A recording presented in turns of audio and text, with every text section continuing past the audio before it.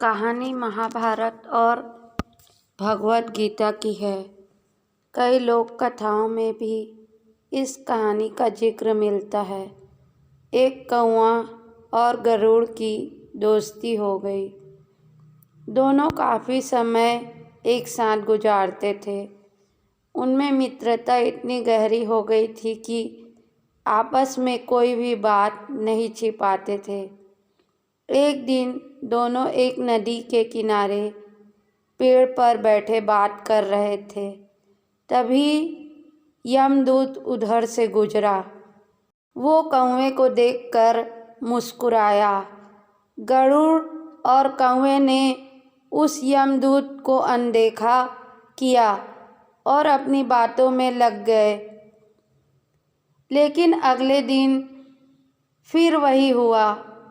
दोनों बातें कर रहे थे, तभी वो यमदूत फिर उधर से गुजरा और कौवे को देखकर मुस्कुराया। इस बार कौवे को कुछ शंका हुई। उसने गरुड़ से कहा कि ये यमदूत मुझे देखकर कल भी मुस्कुराया था और आज भी वैसे ही मुस्कुराया। कुछ गड़बड़ है। हो सकता है मेरी मृत्यु आने वाली है। गरुड़ ने उसे समझाया कि ऐसा कुछ नहीं, ये एक संयोग भी हो सकता है, तुम चिंता मत करो। 2-3 दिन और ऐसे ही निकले। रोज यमदूत कौवे को देखकर मुस्कुराता। अब तो कौवे को यकीन हो गया कि निश्चित ही मेरी मौत नज़दीक है। उसने गरुड़ से कहा, मित्र, मैं मरना नहीं चाहता, लेकिन ये यमदूत जरूर 1-2 दिन में मेरे प्राण निकाल कर ले जाएगा। ये रोज ही मुझे देखकर मुस्कुराता है। गरुड़ को भी लगा कि हो सकता है कौवे का शक सही हो। उसने कौवे को धैर्य बंधाया। गरुड़ ने कौवे से कहा, तुम चिंता मत करो मित्र, मैं तुम्हें यहाँ से इतनी दूर ले जाऊँगा कि ये यमदूत तुम्हें दिखाई ही नहीं देगा। गरुड़ ने कौवे को अपनी पीठ पर बिठाया और उसे जंगल से हजारों किलोमीटर दूर कैलाश पर्वत पर ले गया। दोनों को अब ये डर नहीं रहा कि यहाँ उन्हें कोई परेशान कर सकता है। लेकिन वे जैसे ही कैलाश पर्वत पर पहुँचे और एक गुफा तक पहुँचे, वहाँ वो यमदूत पहले से मौजूद था।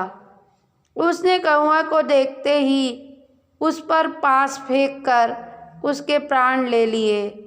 गरुड़ देखता रह गया। उसने यमदूत से पूछा, तुमने इसे क्यों मारा? यमदूत ने कहा कि इसकी मौत इसी समय लिखी थी, इसलिए इसके प्राण निकाल लिए। गरुड़ ने फिर पूछा, तो फिर तुम इसे देखकर उस जंगल में मुस्कुराते क्यों थे? इसे मरना ही था तो वहीं मार देते। यमदूत ने जवाब दिया, इसकी मौत कैलाश पर्वत पर ही लिखी थी, लेकिन 4-5 दिन पहले इसे उस जंगल में देखकर मुझे ये आश्चर्य हो रहा था कि इतने कम समय में वहाँ पहुँचेगा कैसे, क्योंकि इसके पंख भी छोटे हैं और ये लंबी उड़ान भी नहीं भर सकता। तो हजारों योजन दूर कैलाश तक ये कैसे पहुँचेगा? यही सोचकर मैं रोज मुस्कुरा कर गुजर जाया करता था। लेकिन भाग्य देखो, तुम इसके परम मित्र ही इसे यहाँ तक इतने कम समय में ले आए।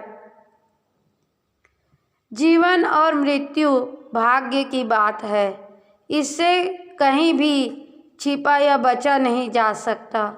जब तक जिंदगी है तब तक आपको कोई मार नहीं सकता, लेकिन अगर मृत्यु निकट है तो कोई कोशिश आपको बचा नहीं सकती।